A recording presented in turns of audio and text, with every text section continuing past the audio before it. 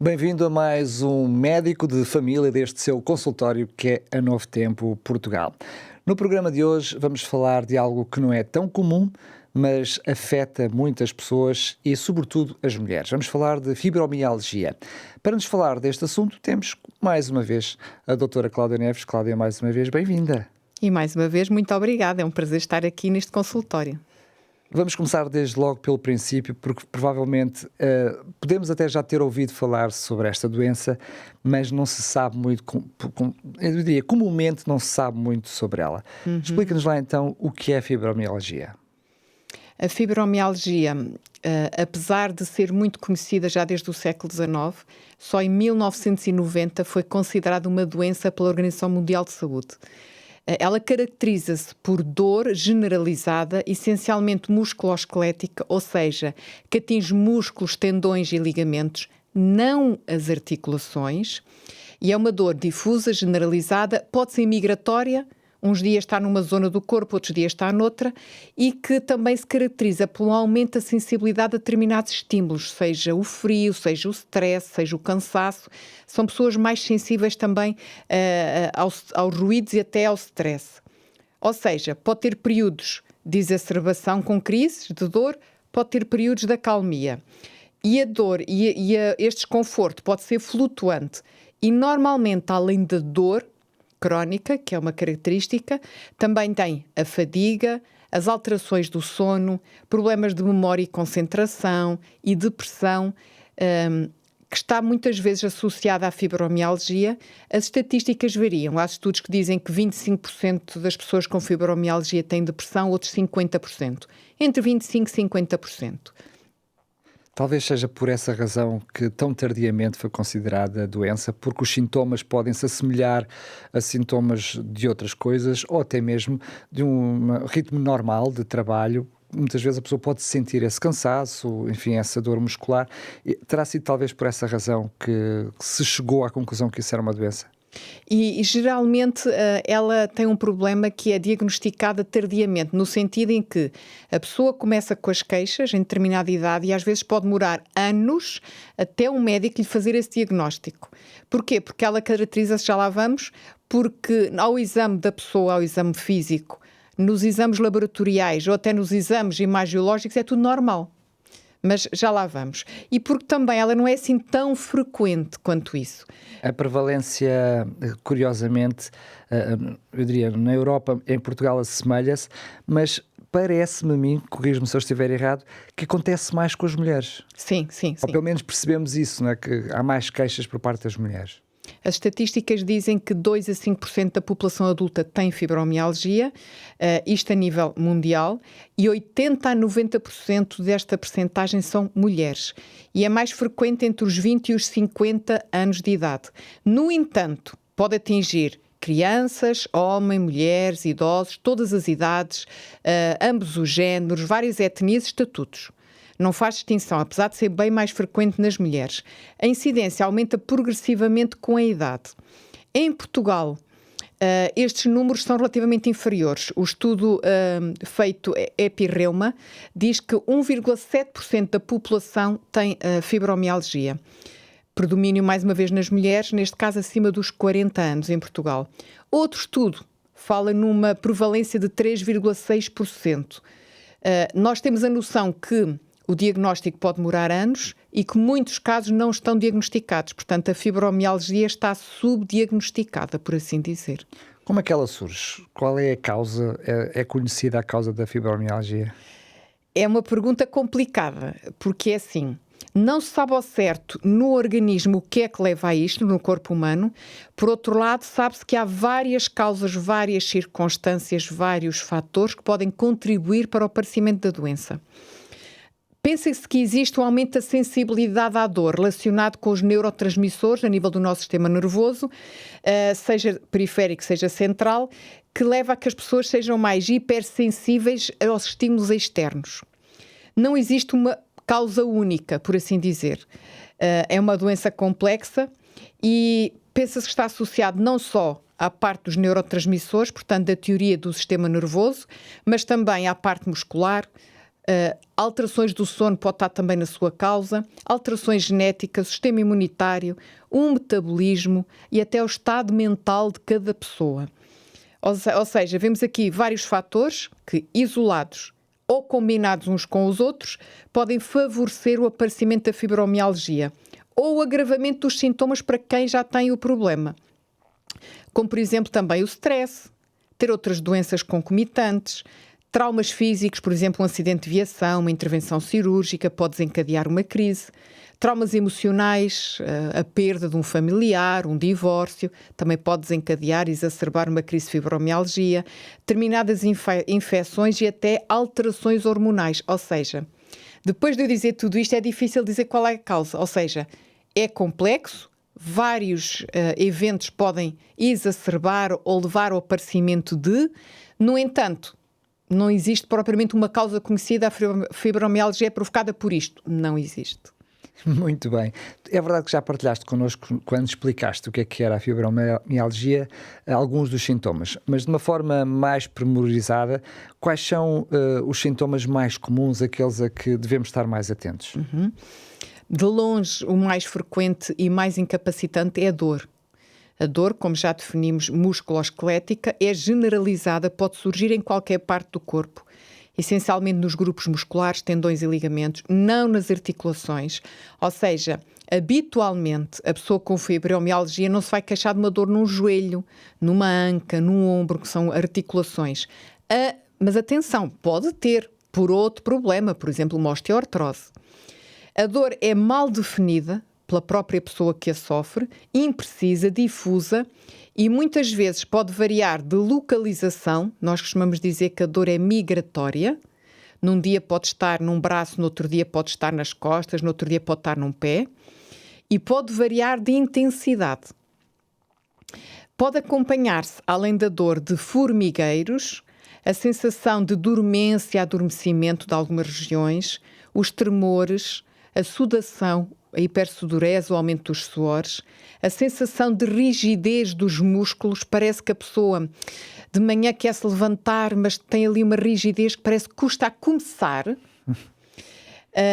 A dor também agrava com o frio, com as alterações do sono e com períodos de maior problemas emocionais, seja stress, seja angústia, seja qualquer problema emocional.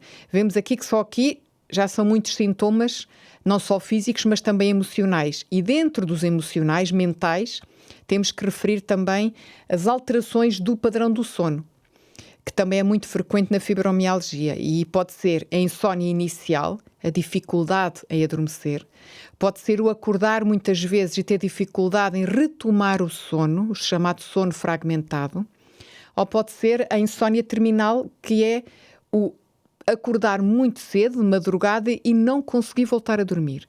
Ou pode ser ainda, não relativamente à quantidade, mas à qualidade do sono, não ser um sono reparador. Todas estas perturbações do sono podem estar incluídas realmente na fibromialgia. Claro que a fadiga e o cansaço matinal também são muito frequentes. Parece que me passou um caminhão por cima. Para quem não tem fibromialgia, talvez lembre-se quando nós tivemos ou temos gripe ou infecção pelo SARS-CoV-2, a Covid-19, aquela sensação de cansaço, corpo todo dorido. Deve ser uma sensação semelhante. A falta de vontade e de força para realizar as tarefas diárias. Porquê? Porque tudo isso obriga a um esforço, por causa da dor, por causa do cansaço. A sensação de esgotamento físico. Sobretudo mais no final do dia, de trabalho, das suas atividades de vida diária, ou após um exercício físico mais intenso, a pessoa que facilmente fica cansada. E também está associado a dificuldades de concentração, déficit de memória, distração fácil. Já vimos que são pessoas mais sensíveis a determinados estímulos, ou seja, mais intolerância às temperaturas extremas, seja o frio ou o calor. A chamada síndrome do cólon irritável, que são aquelas pessoas que têm alterações dos hábitos intestinais mediante a sua ansiedade, ora estão presos do intestino, ora estão mais soltos do intestino. Síndrome do cólon irritável também é muito frequente nas pessoas que têm fibromialgia, assim como a enxaqueca, que é um tipo de dor de cabeça de cefaleia específica, ou outras cefaleias, mais dores menstruais nas mulheres em idade fértil, a bexiga hiperativa, aquela sensação que tem que estar sempre a urinar e chego lá, passo um bocadinho e saio da casa de banho e parece que vou ter que urinar outra vez, e a própria depressão, que é uma doença mental e que está associada à fibromialgia em 25, 50% dos casos. Vemos assim que temos aqui uma panóplia de sinais e sintomas que muitas vezes estão associadas, por sua vez, até a outras doenças ou algumas de outras doenças inseridas nas pessoas com fibromialgia. Mas que, por outro lado, podem tirar qualidade de vida às mulheres e aos homens, dependendo do nível de sintomas que tenham, afeta bastante a qualidade de vida, ou seja, pode ser até bastante incapacitante, o que é incrível. Sim, a nível físico, a nível emocional, mental e até social, porque a pessoa não está bem. Não é? Claro. E isto afeta não só a sua atividade profissional, mas até as suas atividades de vida diária, aquilo que tem que fazer em casa, com a sua normal, família, claro. tudo. Sim. Pelo cansaço, pela falta de concentração, o não dormir bem, acaba por muitas coisas ser afetadas do seu bem-estar, como tu dizes. Quero muito saber como é que é feito o diagnóstico, até porque imagino que pode ser bastante complexo ou até bastante simples, mas vamos ver isso já a seguir. Para já vamos fazer um pequenino intervalo, mesmo pequeníssimo, cerca de 2 minutos, não mais do que isso. Já a seguir voltamos para a segunda parte com uma oferta muito especial para si. TV Novo Tempo, o canal da saúde, o canal da esperança. Estamos de volta para a segunda parte do Médico de Família de hoje e, como lhe disse, tenho uma oferta especial para si, o guia de estudo A Máquina Humana, um guia de estudo fantástico, cheio de muitas dicas práticas para ter um estilo de vida mais saudável, uma alimentação equilibrada, dicas para o ensinar a preparar de forma saudável alimentos, mas não só, fala sobre a saúde mental, o descanso, o exercício físico e muito mais. Tudo isto gratuito, está à distância de uma mensagem. Basta enviar-nos uma mensagem a dizer Máquina Humana para o 933 93 9291. 933 93 9291. Depois entramos em contacto consigo para lhe podermos enviar este guia de estudo Máquina Humana para a sua casa através do correio e, mais uma vez, totalmente gratuito. Cláudia, voltamos então ao nosso assunto, à fibromialgia. Estávamos a mencionar que é uma doença que tardiamente foi considerada doença, exatamente pela dificuldade que muitas vezes havia de encontrar um diagnóstico, mas à medida que foste falando connosco, à medida que nos foste apresentando a doença, fomos percebendo que também de alguma forma pode ser complexa por um lado, mas se a pessoa tiver tantos sintomas desses, por outro lado pode ser fácil. Como é que é feito o diagnóstico? Porque sei que não é através de análises, não é? Não existe, por assim dizer, um exame ou um conjunto de sintomas que, como existem para outras doenças, nós digamos assim, tem isto, é fibromialgia. 3 de 5 destes é fibromialgia, não é? Não funciona assim. Nós dizemos que é um diagnóstico de exclusão. É quando as pessoas começam a ter este tipo de queixas, estes sinais e sintomas, e após o exame objetivo, o estudo laboratorial ou o estudo imagiológico, seja por ecografia, raio-x, taco ou ressonância, está tudo normal, ou seja, nada justifica anatomicamente, organicamente, as queixas daquela pessoa. Então faz-se o diagnóstico de fibromialgia. Claro que se a pessoa tem estas queixas, de qualquer forma, não vamos fazer o diagnóstico só porque a pessoa se queixa. Não. Temos que excluir sempre outras patologias. É assim que funciona com a fibromialgia. É importante excluir patologias, sejam elas físicas, da parte osteoarticular, seja da tiroide, seja mental. E excluir outros problemas é essencial. É um diagnóstico de exclusão. Sendo que, claramente, mesmo sendo exclusão, quando se associa vários desses sintomas, já é indicativo mais ou menos do que é. Desculpa lá a minha ignorância, não sendo médico de família, mas percebes onde eu quero chegar. Ou seja, é verdade que são sintomas, se a pessoa tiver alguns desses sintomas de forma isolada, eu acredito que seja difícil. Mas basta ser 3 ou 4 desses sintomas de forma associada para se perceber há aqui uma questão de fibromialgia ou não é como eu estou a dizer. Devemos sempre estudar de qualquer forma a pessoa que temos ali à nossa frente a queixar-se, porque existem muitas outras doenças que dão estes sinais e sintomas. Por isso que devem ser excluídos sempre através do estudo, do exame objetivo, análises e exames imagiológicos sempre. Por outro lado, falamos em tratamento, ou seja, comumente também se fala de tratamento ou estou a fazer tratamento. Eu não consigo precisar ao certo, mas tenho a sensação que é uma doença sem cura, ou pelo menos que até agora não se sabe. Não há remissão. Exatamente. Sim. Mas há tratamento. O que é que significa tratamento para uma doença que não tem cura? Estamos a falar apenas de qualidade de vida ou há mais alguma coisa sobre tudo isso? O grande objetivo, pegando nisso que estás a dizer, é essencialmente aliviar aquilo que a pessoa se queixa. Essencialmente a dor, controlar ou regularizar o sono, tentar controlar o stress, a depressão, tratar os sintomas? Para a pessoa ter qualidade de vida. Esse é o grande objetivo. Vou dar um exemplo. Nós podemos tratar, por exemplo, uma hipertensão arterial. Mas se a pessoa realmente não tiver grandes mudanças no seu estilo de vida, ela nunca vai curar. É controlada com a medicação. A fibromialgia é controlável, não no sentido que a pessoa pode ter sempre crises, mas a pessoa aprende a viver com a fibromialgia com algumas ajudas não farmacológicas e farmacológicas. O grande objetivo sempre é ter a melhor qualidade de vida possível.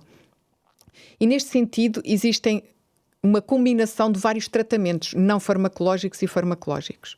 E isto é que é importante também explicar à pessoa, explicar a doença que ela tem, terem a consciência da importância dela própria, controlar alguns fatores de risco, as preocupações, o stress, fazer um esforço por ter ciclos de sono regulares no seu estilo de vida, evitar os fatores desencadeantes ou aquilo que a pessoa já sabe que vai agravar e que vai ter mais uma crise de dores. Ou seja, o doente deve ser responsabilizado e deve ser motivado a empenhar-se no seu tratamento. É essencial. Importante também tentar ter uma vida o mais tranquila possível, a nível familiar, pessoal, profissional, resolver os conflitos que tenha, procurar realização pessoal, maior tolerância, ter tempo para relaxar, para ir dar um passeio na natureza, para estar com a família, com os amigos. Ou seja, ter uma vida equilibrada em termos físicos, mentais, sociais e espirituais ajuda a controlar também os sintomas da fibromialgia. Mas é um desafio.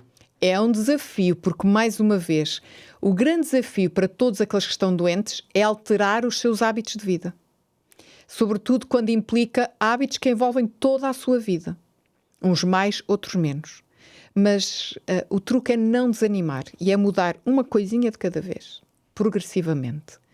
Neste tratamento não farmacológico, claro que é essencial a regularização do sono, deitar sempre mais ou menos à mesma hora, levantar à mesma hora, evitar os estimulantes, o café, o álcool, o tabaco, outras drogas, no final do dia sobretudo.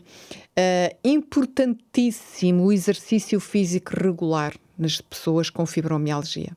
Eu percebo que as pessoas, devido à dor, limitem a sua atividade física.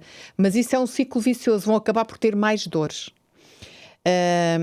E isso leva realmente a que diminua a sua flexibilidade, a sua massa muscular, levando a mais cansaço ainda.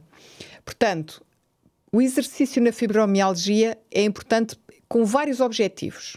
Reduz a intensidade da dor e da fadiga, diminui a tensão muscular, ajuda a controlar o stress e a ansiedade, melhora o sono, favorece a coordenação motora para as várias atividades diárias, promove a postura adequada, ajuda no controle do peso, o que melhora a sua autoestima e a qualidade de vida, até a capacidade de realizar mais tarefas. E claro que, sempre que falamos em atividade física ou exercício físico, o exercício deve ser individualizado. Eu não posso impor a alguém um exercício, por exemplo, que a pessoa não gosta. É importante que seja algo que a pessoa goste, sempre. Em qualquer pessoa que vai iniciar exercício físico. E que seja algo execuível para aquela pessoa mediante as suas limitações. Os exercícios devem ser de preferência leves, ou seja, sem carga. A hidroginástica, por exemplo, a ginástica aeróbica, a estar numa piscina aquecida, são exercícios que evitam realmente a carga. E claro que, idealmente, o exercício físico deve ser realizado diariamente. Não é fazer os 150 minutos num dia da semana. Não, diariamente. Os movimentos disto não devem ser extenuantes. E claro que se a pessoa tiver o agravamento das dores quando está a fazer exercício, particularmente quando a pessoa reinicia exercício físico que não fazia há muito tempo, sobretudo durante os 2 primeiros meses, não deve ser razão para desistir, é persistir. Importante. Importante nos programas de exercício ter sempre o aquecimento primeiro.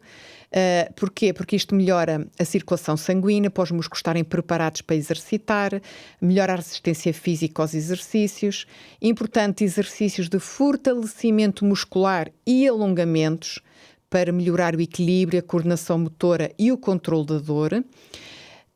Estes programas devem incluir sempre relaxamento final, no final, seja com alongamentos ou respiração, e exercício aeróbico deve estar sempre incluído. Caminhada, dança, exercício aquático, para a boa saúde cardiovascular e controle do peso.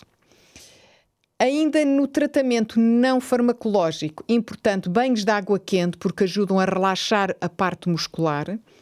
E importante também o acompanhamento psicológico, psicoterapia, a técnica terapia cognitivo-comportamental pode ser muito útil para alguns doentes.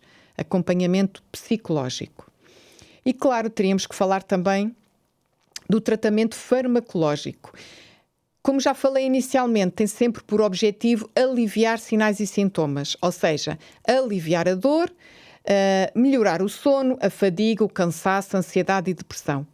Nesta panóplia de sinais e sintomas e doenças, utilizamos analgésicos, relaxantes musculares e antidepressivos. E existem antidepressivos específicos mais recentes e muito bons, sobretudo para pessoas que têm fibromialgia, que passam a ter menos dor. Tenho essa experiência com utentes minhas que têm fibromialgia. Desde que fazem esse antidepressivo, têm muito menos dor, melhor qualidade de vida. Fantástico. São boas notícias. Como é que funciona em relação à evolução? Porque parece que podemos conhecer 2 pessoas com fibromialgia diferentes.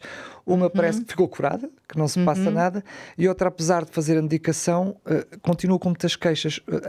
Evolui, não evolui? Sei que não tem cura, mas porquê é que varia tanto de pessoa para pessoa? O ser humano é complexo, somos todos diferentes e realmente não existe uma evolução conhecida, por assim dizer.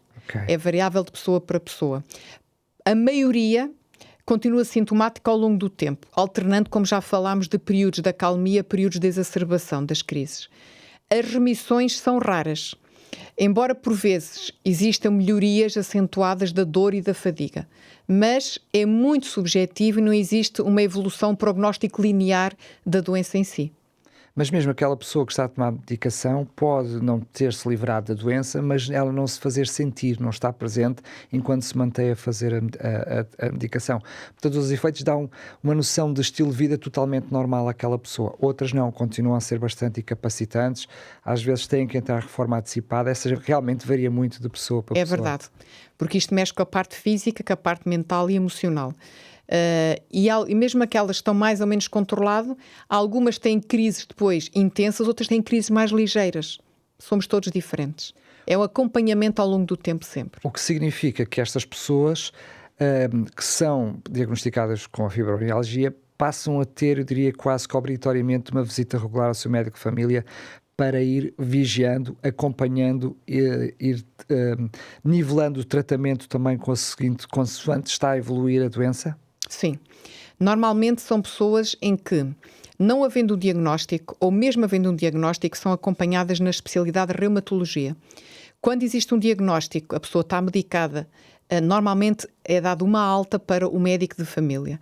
E aí vai sendo feito o acompanhamento, ajuste ou não da medicação, ver como é que está o estilo de vida daquela pessoa, se mantém realmente os hábitos de exercício físico ou não. Quando, por acaso, começa a haver mais sintomas diferentes, convém estudar. Por exemplo, uma pessoa que não tem dor nas articulações começa a ter. Convém sempre averiguar se tem outra patologia associada. Claro. Não quer dizer que a pessoa porque tenha dor é fibromialgia e não se vai estudar. Não. Sempre investigar se nós suspeitamos de qualquer outra patologia. O que é importante é as pessoas perceberem que a fibromialgia não mata, a fibromialgia não destrói as articulações, não necessita de intervenções cirúrgicas, não compromete os órgãos internos da pessoa que sofre desta doença, não retira anos de vida, mas claro que afeta a qualidade de vida da pessoa. A dor mói, mas não mata, mas mói. E é importante as pessoas terem consciência disto. Não só, um fator importante também penso que é conhecer a doença. E aqueles que coabitam com essa pessoa também conhecerem a doença, para perceberem as limitações que muitas vezes podem ocorrer, não é? Exatamente. E realmente os cuidadores ou os familiares, os colegas, podem às vezes evitar alguns fatores que possam levar a uma crise, por assim dizer, ajudar aquela pessoa a ter um nível emocional mais calmo para evitar realmente outras crises. Até porque muitas vezes pode ser exigido a essa pessoa que normalmente está bem, a determinada altura que não está, que faça exatamente as mesmas coisas e atue da mesma maneira quando está bem, não pode ser, não é? Sim. Muito bem, foi, como sempre, muito gosto. Marcamos encontro para um próximo programa. Para si que está desse lado, antes de fecharmos a nossa consulta de hoje, lembrar a oferta que temos para si, o guia de estudo Máquina Humana, totalmente gratuito, cheio de muitas dicas práticas, muitos conselhos, é sem dúvida um guia imperdível. Também, muito importante para si, conselhos de Deus, com muitos textos bíblicos, para saber aquilo que Deus quer para a nossa vida, para o nosso estilo de vida. Ele que, como ninguém, sabe como é que devemos cuidar desta máquina que chamamos Máquina Humana. Marcamos encontro no próximo programa. Dizer-lhe antes de fechar também que, se não teve a oportunidade de ouvir na íntegra ou quiser conhecer o conteúdo de outros programas, estão disponíveis em podcast em radiorcs.novotempo.pt e também no YouTube da TV Novo Tempo Portugal. Até ao próximo programa, se Deus quiser.